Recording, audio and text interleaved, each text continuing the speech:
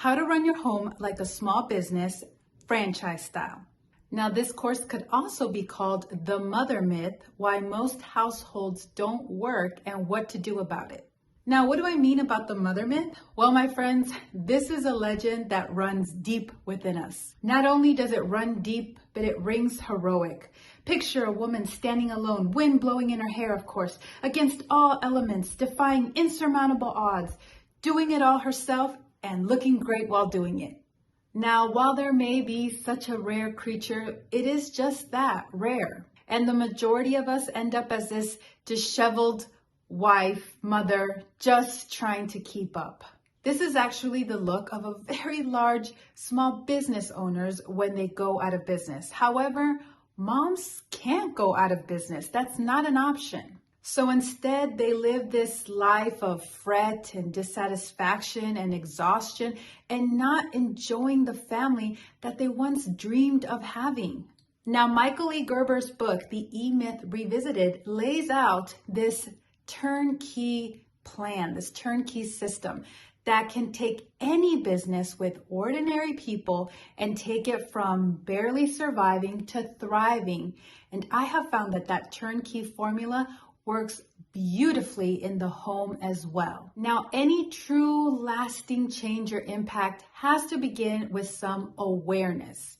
So there's a few things that we need to be aware of first. First, we need to understand the misunderstanding to the core.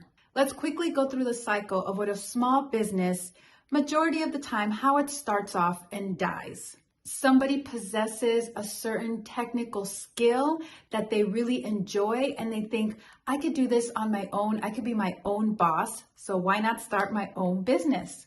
But see, right there is a fatal assumption, a flaw that can take them to ruins and they're not even aware of it. Just because you understand the technical work of a business does not mean you understand how to run a business that does that technical work.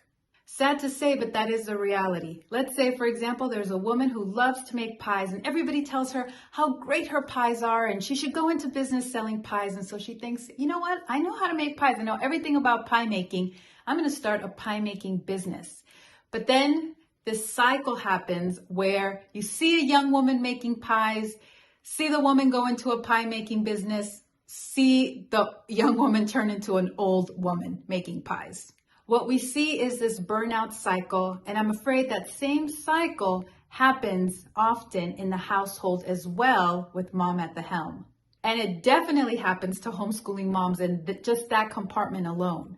Now, the next critical thing to understand is the following three job titles: the entrepreneur, the manager, and the technician. And see, the technician, the person with the technical skills, it's not that they're the only problem. It's more complicated than that. See, the reality is these three roles, personalities, are in every business owner, and they also are in every housewife mother. And one of the problems is that the entrepreneur, the manager, and the technician, none of them want a boss over them. So let me explain and then translate how this applies to the home. See, the entrepreneur, they are the visionary, the dreamer, the one who lives in the future, never in the past, very rarely in the present. They are innovators. And for them, most people are the problem that gets in the way of their vision. Now we have the manager. The manager is very pragmatic. Without the manager, there would be no planning, no order, no predictability. The manager craves control, craves order. They also are very good at seeing all the problems. Now keep in mind that there will always be tension and friction between the entrepreneur and between the manager. But it is this tension, this song and dance that actually produces incredible results. Now back to the technician. This is the doer. This is the person that says, if you want a job done right, you just got to do it yourself. While the entrepreneur lives in the future and the manager lives in the past, the technician lives in the present. They're checking off all the boxes on the to-do list. They like to control the actual work flow. And they're very suspicious of anything new or lofty ideas, abstract ideas to change things. maybe even something like this course. And the problem is that everybody gets in the technician's way. To them, any kind of system is dehumanizing. It's cold, it's antiseptic, it's impersonal, and it violates a person's individuality.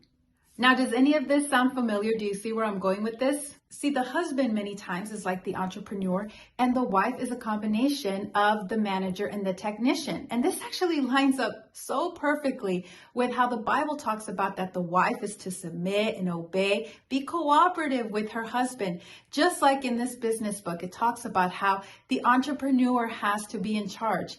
Because when a technician or a manager takes control, it's a mess with no sustainable growth, and it's at the cost of everyone's sanity. And this is true both in business and in the home.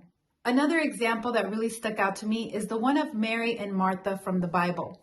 Mary is clearly the entrepreneur, and she's thinking about the future, while Martha is more in the technician role, doing all the work and being resentful of the entrepreneur. Now, what's the good news? Is there any good news? Yes.